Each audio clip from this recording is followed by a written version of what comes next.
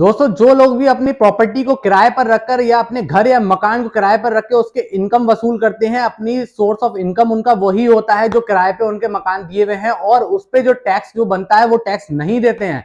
तो दोस्तों, मैं आपको बता दूं, आपको बहुत ही ज्यादा आगे जाके परेशानी का सामना हो सकता है और गवर्नमेंट भी आपके ऊपर कोई एक्शन ले सकती है, लीगल एक्शन। क्योंकि अगर आप एक अच्छी इनकम वहां से कमा रहे हैं, एक अच्छी इनकम रेवेन्यू वहां से जनरेट कर रहे हैं अपनी किराए की प्रॉपर्टी से, और आप उस पर टैक्स नहीं दे रहे हैं, तो आपके लिए बहुत ही परेशानी का सामना है। जो कि गवर्नमेंट जो इनकम टैक्स वसूल करती है वो सारे सोर्सेज से करती है, जितने छोटे से छोटे या बड़े से बड़े सोर्सेज आपके जो इनकम जनरेट करने के होते हैं, वहां से गवर्नमेंट अपना इनकम टैक्स जरूर लेती है। और अगर वो आप छुपा के उसको वसूल कर रहे हैं तो आप सीधे सीधे इनकम टैक्स की चोरी में भी आ सकते हैं। तो कुछ सवालों के जवाब मैं ऐसे बताऊंगा जो आपको पता हो या नहीं पता हो, आप उसको जानने की बहुत ज्यादा जरूरत है, और अगर वो जान लेंगे तो आपकी जिंदगी में आने वाले टाइम में इनकम टैक्स के चक्कर में तो आप नहीं फंसेंगे किराए की प्रॉपर्टी के मामले में। सबसे पहले लोगों का सवाल ये होता है कि हमने जो प्रॉपर्टी किराए पे दी हुई है, किराए पे दी हुई है, तो क्या उससे जो पैसा वसूल होता है उस पर टैक्स लगता है? तो जी हाँ, बिल्कुल उस पर टैक्स लगता है, क्योंकि अगर आप एक अमाउंट, लिमिटेड अमाउंट से ज्यादा उसमें किराया वसूल कर रहे हैं और वो गवर्नमेंट की नजर में आपका सोर्स ऑफ इनकम अच्छा है, तो उस पर टैक्स लगेगा।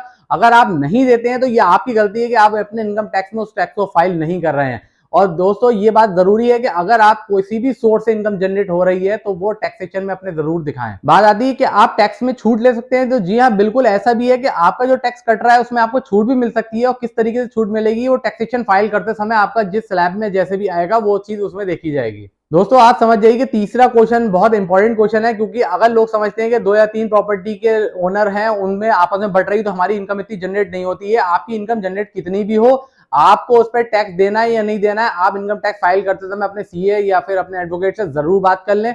आपके अगर 2 या 3 वहां के लैंडलॉर्ड है तो तीनों में या दोनों में वो प्रॉपर्टी का रेंट डिवाइड होगा और टैक्स भी उसी हिसाब से दोनों में डिवाइड किया जाएगा। कई केसेस में ऐसा भी होता है कि लोगों का टीडीएस कटना है नहीं कटना है ये भी लोगों को नहीं पता होता। तो मैं आपको बता दूं दोस्तों, अगर सालाना इनकम आपकी 2,50,000 से ज्यादा है तो उस पर टीडीएस आपको 1 या 1.5% आपको टीडीएस कटना जरूरी है, मैंडेट है, क्योंकि गवर्नमेंट को पता है कि आपकी सोर्स ऑफ इनकम अच्छी है और सालाना 2,50,000 से ज्यादा वसूल कर रहे हैं। और अगर 2,50,000 से ज्यादा वसूल कर रहे हैं तो उस पर टीडीएस कटना जरूरी है। और टीडीएस कौन काटेगा? जो भी व्यक्ति आपकी सर्विस ले रहा है, वहां पे रेंट पे रह रहा है, वो बंदा आपको टीडीएस काट के आपका पेमेंट देगा।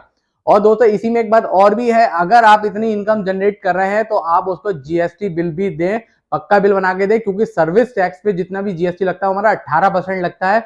तो आपको बहुत जरूरी है कि अगर आप उसको बिल दे रहे हैं तो पक्का बिल बना के दें जिसपे जीएसटी इंक्लूड करके दें।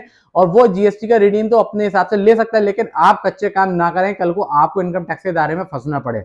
दोस्तों, अगर नॉलेज कुछ नई मिली हो तो आप मेरे चैनल को सब्सक्राइब कीजिएगा, ज्यादा शेयर कीजिएगा ताकि और लोगों को नॉलेज मिल पाए। और मेरी वीडियो देखने के लिए धन्यवाद। Thank you.